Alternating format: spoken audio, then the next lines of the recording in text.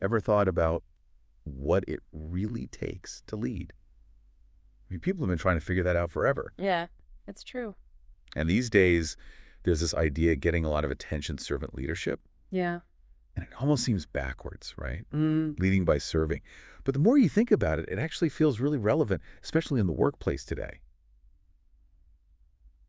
You Definitely. got to unpack this with expert speaker here. Yeah, I think there's a lot of interest around this topic. Yeah. And it's interesting because the term itself has been around since like the 70s, but it's like it's hitting differently now. Right. It's like everyone's realizing that maybe the old way of doing things, like that command and control thing, Yeah. is just not working anymore. Yeah. But this whole idea of putting your team first, that's got to be more than just a trend. Oh, for sure. It's not about just being nice, you know? It's really about a different way of thinking about leadership and how it works and how it actually connects to a company's success. So how does serving your employees actually lead to results? Well, think about it. We're in a totally new world of work, right? Especially with millennials and Gen Z coming in, the expectations are different now. They want to feel a sense of purpose and like they're really part of something.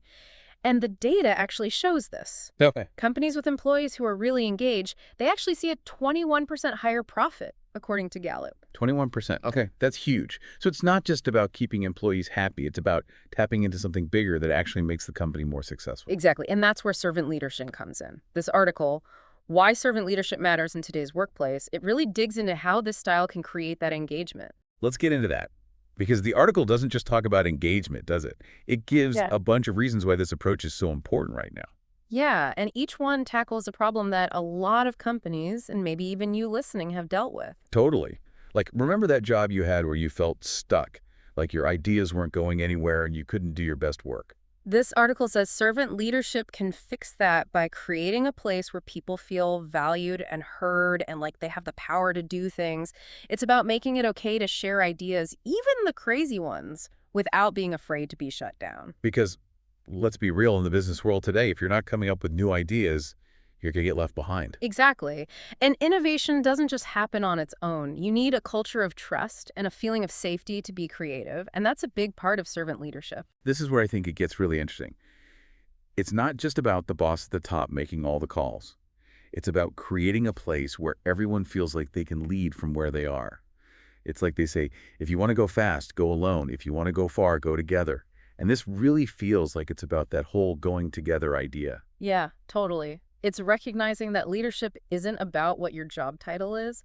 It's something that everyone can do no matter where they are in the company. And when everyone feels like they can contribute their own skills and ideas, that's when you get real innovation and the whole team grows. And the article even says that this kind of leadership actually works really well for remote and hybrid teams, which makes sense when you think about it. When you're not face-to-face all the time, that trust and being able to communicate clearly becomes even more important.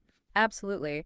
Servant leaders focus on really getting to know their team, like what their individual needs are and how they work best. That's so important when you're not all in the same room. It's about finding ways to connect and work towards the same goals, even when you're physically apart.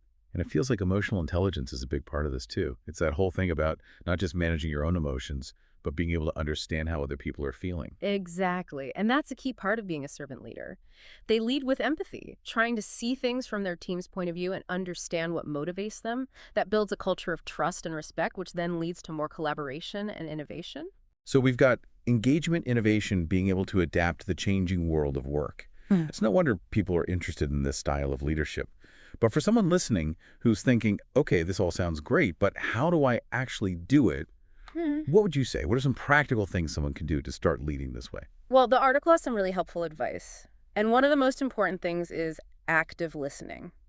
It might seem simple, but really taking the time to hear and understand what your team is saying is so important. It's about asking questions and making sure you get what they need and what's driving them. Because sometimes it's less about having all the answers and more about asking the right Yeah, questions. right. And along with listening, there's also mentoring and coaching. Servant leaders see themselves as guides helping their team members grow and develop their skills. And again, this isn't just for managers. Mentorship can happen anywhere. It's about building a culture where everyone supports each other and learns together. For sure. Another big thing they talk about is making decisions together. Servant leaders don't just make all the calls themselves. They get their team involved. ask for their input, and make sure everyone feels like they have a say. Which makes sense because when people feel like their voice is heard, they're going to be more invested in the outcome. It's about that feeling of shared purpose and responsibility. But even with all the good things, are there any downsides to being too focused on serving others as a leader? That's a really good point, and the article does touch on that. One thing to watch out for is forgetting about your own needs when you're busy taking care of everyone else. You've got to find that balance between being there for your team and setting healthy boundaries for yourself. Totally. Burnout is real. You can't pour from an empty cup. Exactly. And the other thing is servant leadership doesn't mean you avoid tough conversations or pretend like conflict doesn't exist. So it's not about being a pushover or just letting things go to try to keep everyone happy. Right. It's about facing those challenges head on, but doing it with empathy and respect and trying to find a solution that works for everyone. It sounds like a lot of it comes down to self-awareness. Knowing your strengths and weaknesses, being aware of your own needs, and being able to talk about them openly. Absolutely. Being self-aware is huge, both for the leader and the team.